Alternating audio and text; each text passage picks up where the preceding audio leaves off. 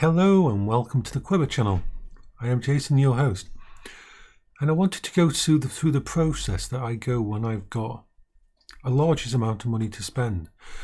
As you know, I can replace some of the disabled stuff due to having to get rid of those items right at the start of moving in here. Now, I can't just go out and buy stuff. I can't allow myself to do that because one of the problems with having ADHD and things like that is that your brain actively seeks out shiny and can easily get focused on things and want to grab the first thing they see, all that. So I do this with everything. When I'm going to do a shopping list online for my food shopping, I will do the shopping list. I will put it all in a week before I'm actually going to do it, because of course Amazon saves the basket, so it doesn't matter. So I will go in, I will put loads of stuff on there. There'll be stuff on there that I shouldn't have, but my brain says, "Ooh, I feel like that," or "I want that." And then during the week, I will slowly keep looking at it each day and think, "I don't really need that," or "Ooh, I've forgotten something." And by the end of the week, I will actually place the order. And this way has helped me deal with that.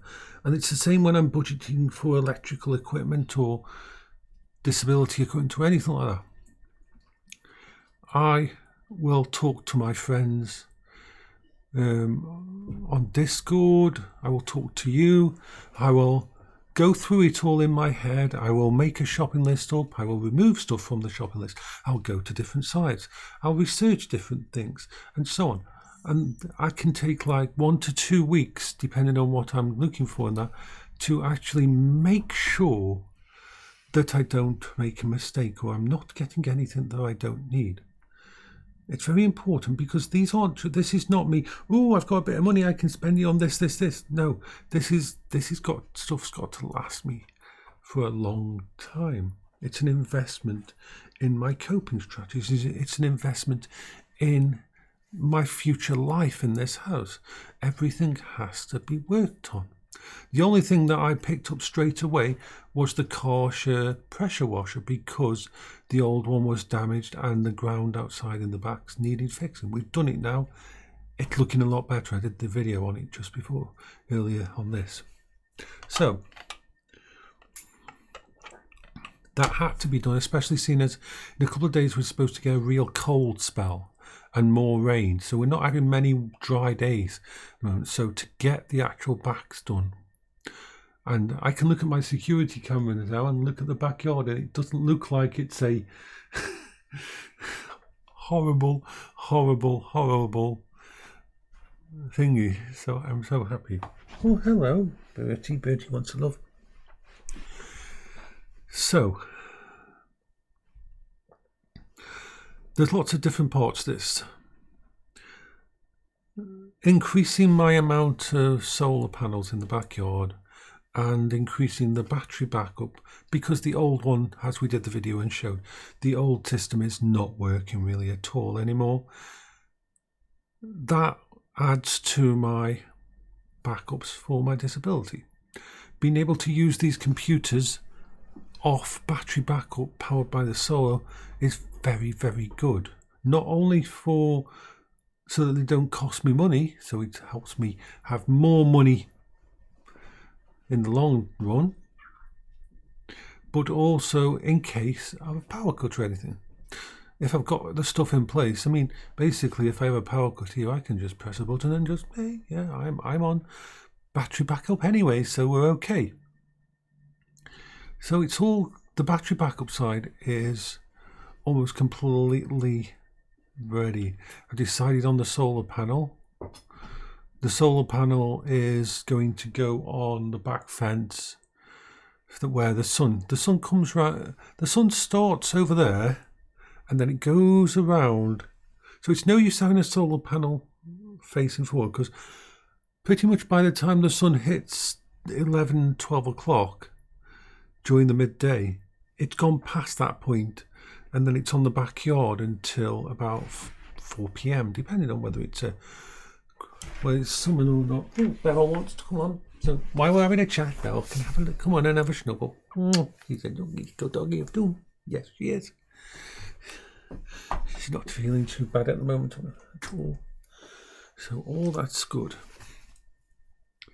So a 400 watt solar panel that is going to go long ways along the fence that the sun faces.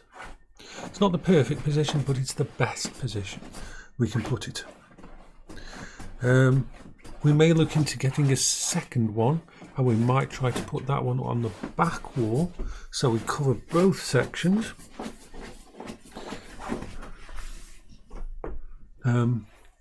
A battery backup for outside in the shed that will basically, that one's going to sit there and take all the power from the solar, and then I'm going to have a cable leading from that inside the house, and it is just, that's going to basically, I'm going to charge the small battery packs in the house and keep everything running from it. So during the winter I don't have to go out in the snow to get the power or anything. This is all should work really well. So the solar power side is all planned out and will work. It's not costing too much, but it's enough for me to keep the computers working. It's enough for me to keep the two little cookers I use in the kitchen, the water one and the heater, and the actual single pot that's a 300 or 600 watt. It's enough to keep all of that going. I don't need to keep everything going.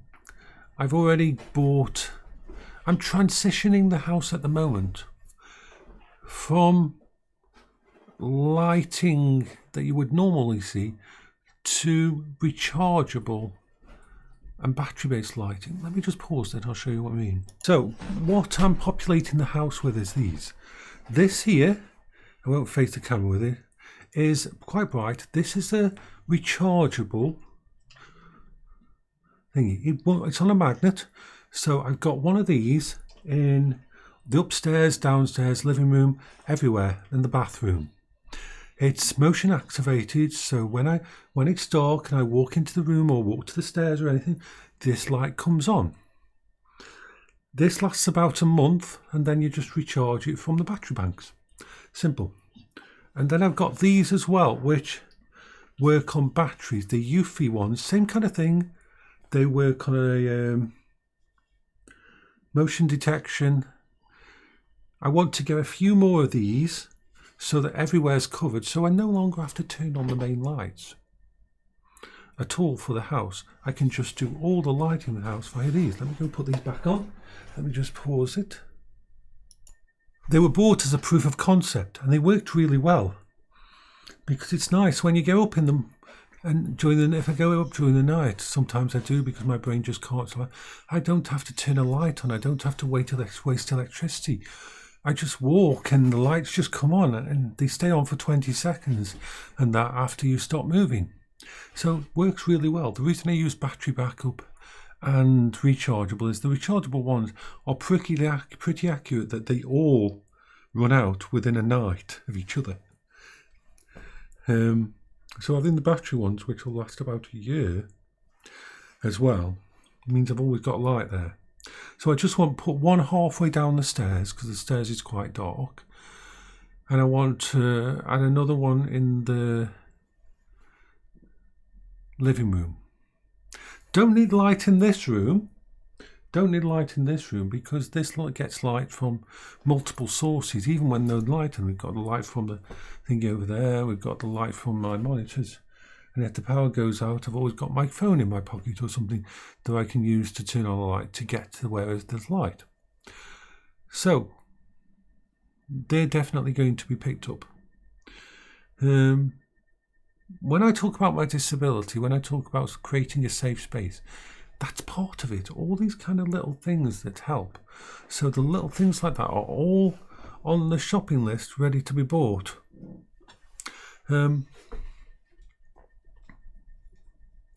The big thing is we're going to get a really nice graphics card for this computer system, an NVIDIA one, so I can do large language models and AI stuff. I've put a hold on my AI stuff until I've got all this sorted, because I don't want to keep restarting it.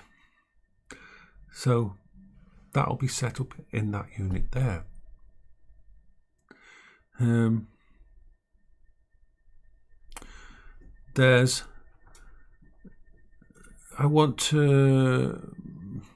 going to get one of the new Steam Decks, because my Steam Deck's good, but they've got two. I can have them set up for different things.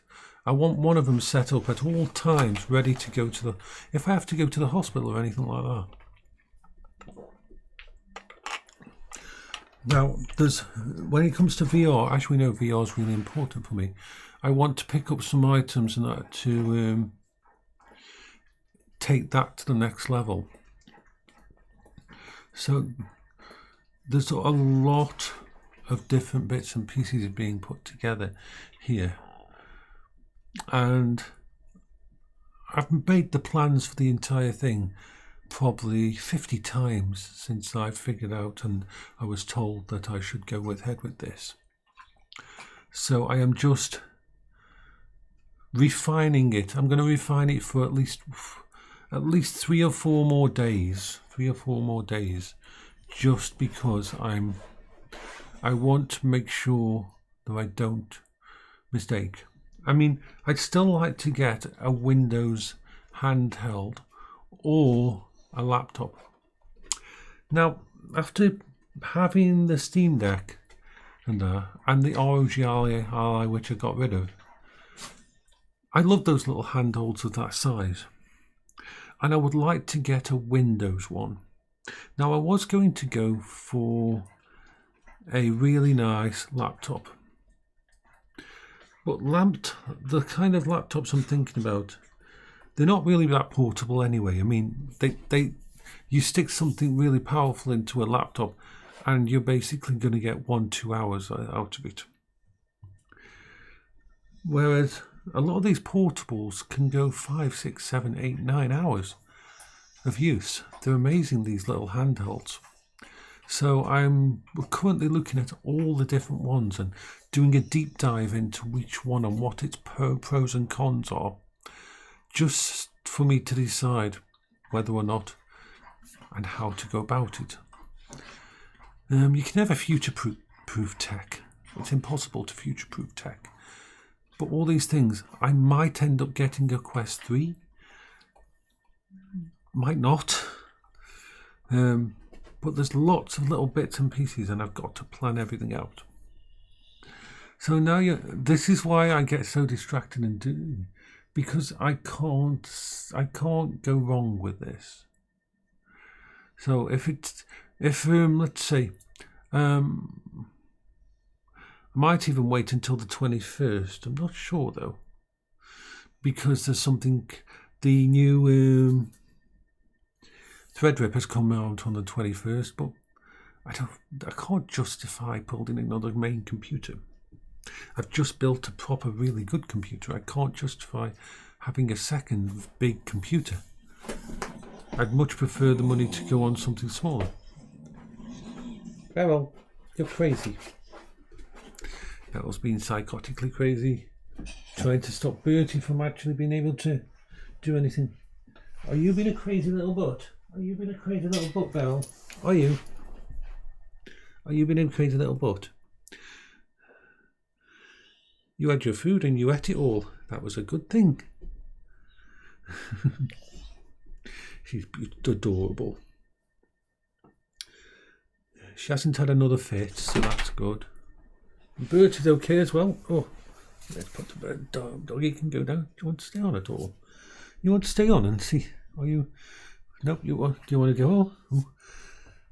I don't think you're steady enough to get on the table anymore, baby. I'm sorry. I know.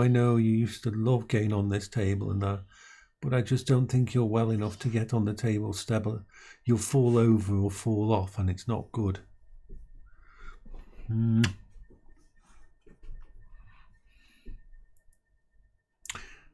Oh, come on then. Oh, you can go down there.